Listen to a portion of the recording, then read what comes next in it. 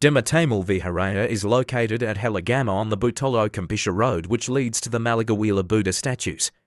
The temple lies about 4 kilometers from the Butola town. Located in the middle of a paddy field, you can see the dark-colored stupa and the bo tree surrounded by the green paddy from the road itself.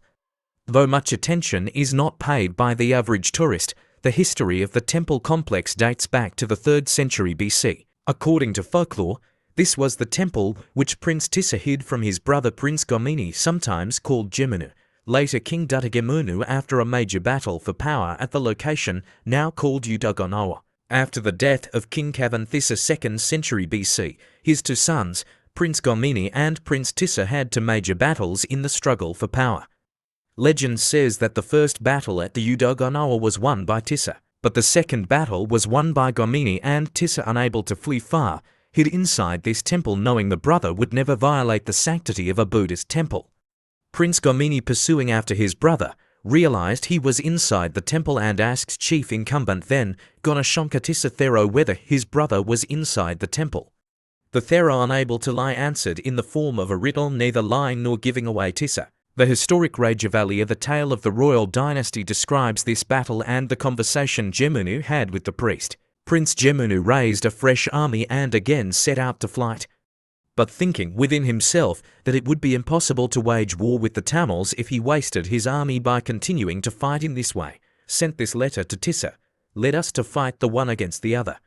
The land to him who gains the day." On receiving this letter, Tissa mounted the cattle elephant and went forth, whilst King Jemunu started on his horse. The 2 brothers, having met in Udawalawe, Prince Jemunu made his horse leap over the back of the cattle elephant and struck Tissa with the back of his sword.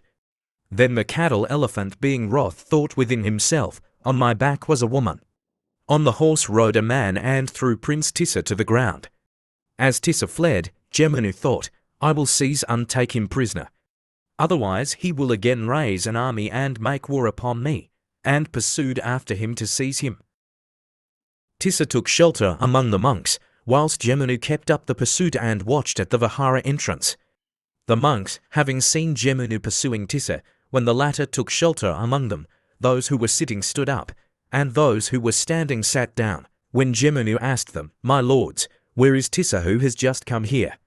They answered, "We have not seen him either sitting or standing." The monks bore out Tissa as if they carried a dead monk swathed in yellow robes.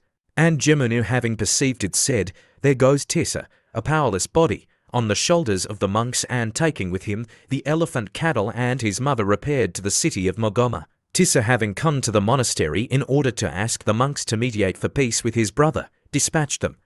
Accordingly, they came to Mogoma, had an interview with Jemunu, caused Tissa to be brought there, and delivered him to his brother. Addressing himself to the monks, Jemunu said, "Why, my lords, have you troubled yourselves to come here? I am not to blame, the blame rests with Tissa. He has destroyed thousands of persons," and having bowed to the monks, took leave of them. Later, the chief Thero brought peace among the brothers, who worked side by side thereafter. The name of the temple Demathamal also has its own legends.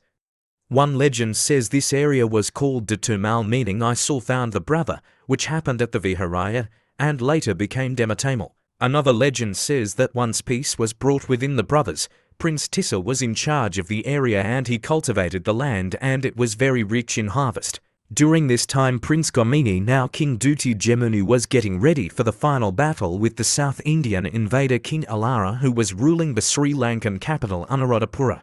Seeing the prosperity of the area, King Dutti Jemunu said to his brother Govardhan Kolethi, meaning, "We have done enough of farming now, brother." Because of this statement, this area was called Ethimail, which with time became Demathamal. There are only 4 such guardstones, with no genie figures discovered so far. One lies at the location named Mahasan Malagoa at the entrance of a side building hidden behind the Panchawasa in Anuradhapura, the second one at Abhayagiriya Museum, the third at Yatala Hera Museum, and the fourth at the Demathamal Viharaya. There are several guardstones at various buildings at this site. All are very plain guardstones, and only this building has an exquisitely carved guardstone. Unfortunately, the second guardstone is missing, lost in time. The remaining Nogonagini Guardstone is 2 feet 9 inches high and 1 feet 9 inches wide. It is carved using dolomite marble, which is common in the area but not found near the area of this temple. The carving is heavily weathered. The figures are enclosed inside a frame around the guardstone. The top half of the frame is heavily carved, although the designs are weathered. The male Noga figure is 2 feet tall and has 7 cobra heads around its head. The figure is slim and curved. The female Nogani figure is 1 foot 7 inches tall and stands on the right side of Noga. The figure is slim and has her left hand behind the Noga's back and the right hand on her hip. The male Noga figure is slightly leaning towards the Nogini and his hand wraps the Nogini and is placed on the shoulder. This guardstone is considered the most elegant Nogonagini carving of the for such guardstones found today. You can reach Wellawaya through many routes. If you are coming from Badulla or Bandarawala, you must take the Ella Road, which lies between Badulla-Bandarawala Road. On the way you will also pass the beautiful Rovana Ella Falls to on the way. There is another road from Kaslondat. Taking this road will take you through the 220-metre high waterfall of Dialuma. Kaslonda lies between the Balangoda-Hapathole Road. If you are coming from Kotaragama, use the Butola Road and the turnoff is just before the Butola main junction. The temple is about 6.5 kilometres from the turnoff from Butola. From Butola, any person can direct you to the temple. The road to the Malagawila temple complex is also along this road, but you have to travel about 15 kilometres further down the same road.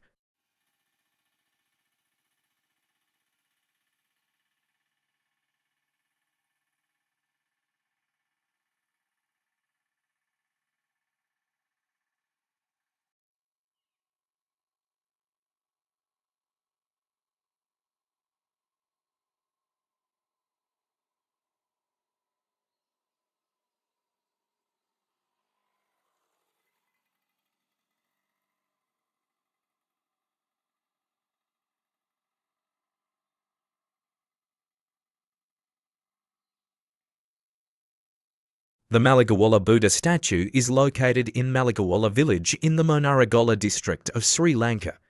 The Malagawala Buddha statue is considered to be the largest Ananda completely carved stone Buddha statue among the ancient Buddha statues in Sri Lanka. According to the Mahavamsa, this statue was built by King Agabodhi, the eldest son of Mahotissa and Queen Sangasiva. The Mahavamsa and several other documents, including the Mahavamsa, refer to Malagavila as Aryokara Viharaya, Aryokoti Viharaya, Aryokari, Aryokara, etc. It is believed that the Malagavila statue and the nearby Dambagoda Maithri Bodhisattva statue may have belonged to the same monastery complex in the past.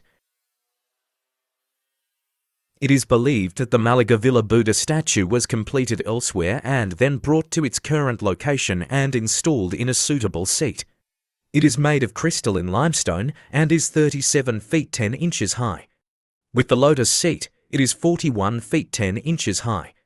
Based on the characteristics of the statue, it dates to the 6th-8th centuries AD too. The Malagawila statue, which came to the attention of the Department of Archaeology in 1934, was designated an archaeological monument in 1936, however. The statue was destroyed by treasure hunters in 1948 and excavations in the area began in 1951-3. The statue was originally about 45 feet tall and the height of the pedestal on which it sat was about 4 feet. However, after restoration, the statue's current height is about 35 feet 08 inches.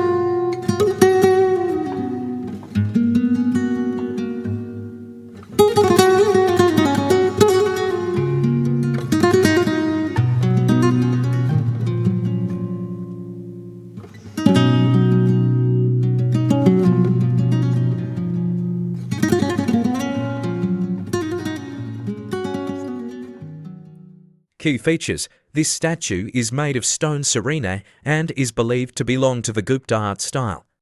At 11 metres, about 37 feet tall, this statue is considered to be one of the largest bodhisattva statues in Sri Lanka. History indicates that it was installed by Venerable Dambagodhanayaka in the 7th century presumably. The statue had fallen into disrepair in the mid-20th century. It was restored in 1991 under the guidance of President Ranasinghe Premadasa. It is still revered as a special place today with a modern pavilion. This is a statue of special value to Buddhist history and has become a special attraction for tourists and lay devotees.